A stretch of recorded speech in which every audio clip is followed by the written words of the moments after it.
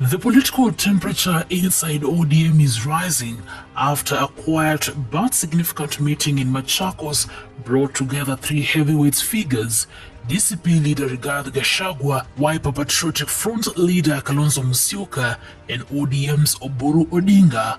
The February 13th, 2026 meeting was held behind closed doors. No joint statement, no official briefing, no clarity on what was discussed, but its timing has raised serious questions. At the same time the meeting was happening, ODM was facing visible turbulence along the coast. Oburu Ondinga, a senior party figure, was notably absent from crucial party rallies in the region. His absence did not go unnoticed. Party supporters and leaders began asking questions. Why was he missing? Why now? And why in the middle of ongoing political realignments? Finger pointing began almost immediately. Some within ODM quietly questioned the motive, others defended him, but the silence surrounding the Machakos meeting only intensified speculation. This is not happening in isolation. Just days before that private engagement, Oburu publicly declared that ODM now wants the deputy president's position in a new political arrangement with UDA ahead of the 2027 general election. Hiyo kiti ya deputy president ndio tunalenga sana. Hiyo ndio tunalenga. Huyo deputy president hatuna nini chuki na yeye kwa binafsi. Yeye binafsi hatuna maneno naye. Lakini hiyo kiti ni kiti ya public. That statement changed the political conversation.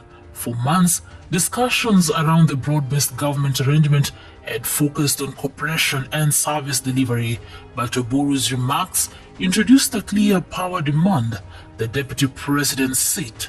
He indicated that ODM would strongly push for the DP position in any political arrangement with Kenya Kwanza going into 2027. That declaration triggered the immediate reaction. Kama ODM inataka kiti ya naibu wa rais, tuko tayari kuwapatia kiti ya naibu wa rais come 2032, wakati Profesa Kithure Kindiki atakuwa rais wa Jamhuri ya Kenya. Tutatafuta mmoja wao wa chama cha ODM akuwe naibu wa rais 2032. Public Service Cabinet Secretary Geoffrey Ruku moved swiftly to dismiss the idea. He stated categorically that the deputy president's position is not up for negotiation. According to Ruku, Kithure Kindiki remains firmly in place and will retain the position through the next electoral cycle. Lakini Mheshimiwa Profesa Kithure Kindiki, huyo ndiye naibu wa rais wa Jamhuri ya Kenya kwa sasa.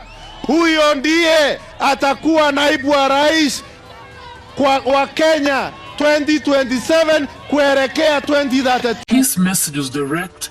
There will be no bargaining over the DP seat. Ruku further emphasized that leaders from the Mount Kenya region support the current broad-based government arrangement. He insisted their focus remains on service delivery, not political negotiations. But the pushback did not stop there. Leaders from the Mount Kenya region came out strongly against ODM's reported demands. Tharaka Governor Muthumi Njuki expressed concern, stating that leaders in the region are perturbed by what he described as ODM's irreducible minimum demands. Specifically, the push for the deputy president's seat currently held by Kithure Kindiki.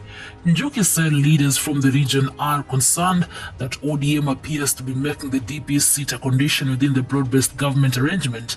His message signaled a deeper discomfort within the Mount Kenya political circles. This is where the situation becomes more complex. On one hand, Oburu is publicly pushing for the DP position.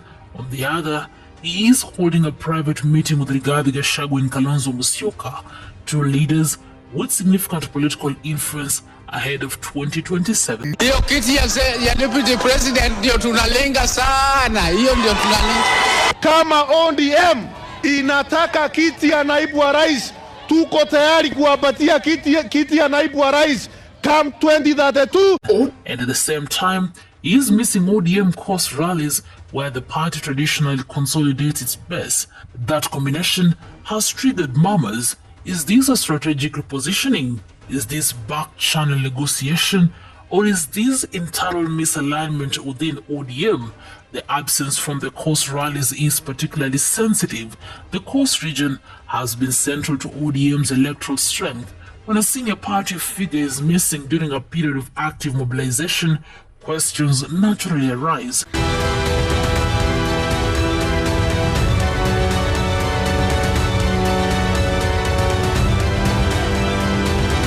The Machakos meeting adds another layer, bringing together GACHAGWA, Kalonzo and Oburu, signals cross-party conversations at a time when the political map is still shifting. Details of their discussion have not been made public, but the optics alone suggest strategic alignment talks ahead of the next electoral cycle. With 2027 approaching, alliances are forming quietly, conversations are happening off-camera, positions are being tested publicly while negotiations unfold privately, and that is why Kenyans are now asking a simple but powerful question. What is Oburu up to? Is he positioning ODM for a stronger bargaining stance?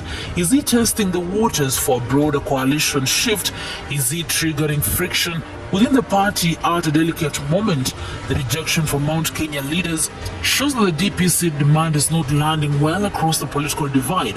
The firm stance from Geoffrey Ruku signals that the Kenya Kwanza side is drawing a red line.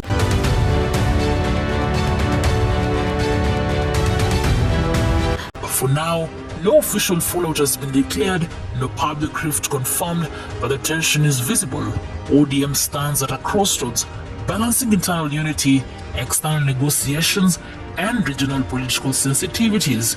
As alliances shift and 2027 draws closer, every move carries weight, and until the details of the Machakos meeting are revealed, one question will continue to dominate political conversation.